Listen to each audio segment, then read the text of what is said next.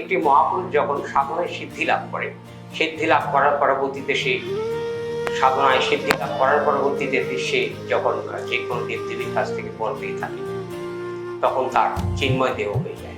সে চাইলে অদৃশ্য হতে পারে, সে চাইলে পৃথিবীতে থাকতে পারে, সে চাইলে স্বর্গে যেতে পারে, সে চাইলে ব্রহ্মলোকে যেতে পারে। এই দেহদায়ী যারা আছে তাদেরকে চিন্ময় দেহদায়ী বলা হয়ে থাকে। এবং এই সত্য যুগের থেকে মানে এর যে ব্যবস্থাপনা চলছিল, বিভিন্ন মুনি ঋষিরা এবং সাধকরা মহাপুরুষরা বৃন্দাবন লীলায় অংশগ্রহণ করেছিল, যেটাকে আমরা রাসলীলা বলে থাকি। এই রাসলীলা হয়েছিল বৃন্দাবনের নীল যমুনার ঠিক মধ্যবর্তী স্থানে।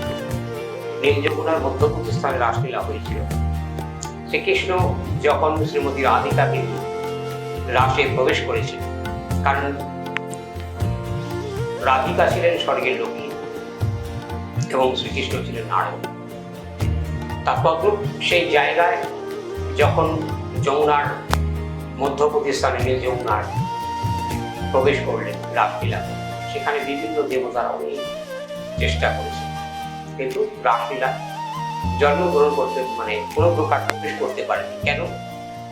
কারণ রাসলীলার তথ্য যখন আসবে যে কোনো আলোচনার মধ্যে, যে 16,000 গোপী নিয়ে ভগবান শ্রীকৃষ্ণ লীলা করেছিলেন, অনেক নেটের অনুষ্ঠান বা বিভিন্ন অনুষ্ঠানে একটি সমালোচনা অনেকে করে থাকে, যারা অবুঝ শিশুর মতো আছেন তারা একটি সমালোচনা করে থাকেন। কারণ বৃন্দাবন লীলায় ভাগবত সুখদেব গোস্বামী লিখেছেন, বৃন্দাবন লীলা ভাগবত লিখেছেন সুখদেব গোস্বামী।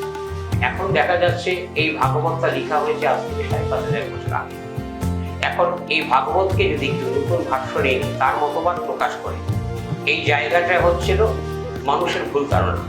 কারণ প্রকৃত সুখদেব গোস্বামী বর্ণিত যে ভাগবত, এই ভাগবতটাকে যদি তার পরবর্তী ব্যক্তিরা নিজের ব্যাখ্যায়িত করে যদি ভাগবতটাকে নতুন করে আবিষ্কার করে, কিন্তু প্রকৃত ভাগবত সেটা হবে না।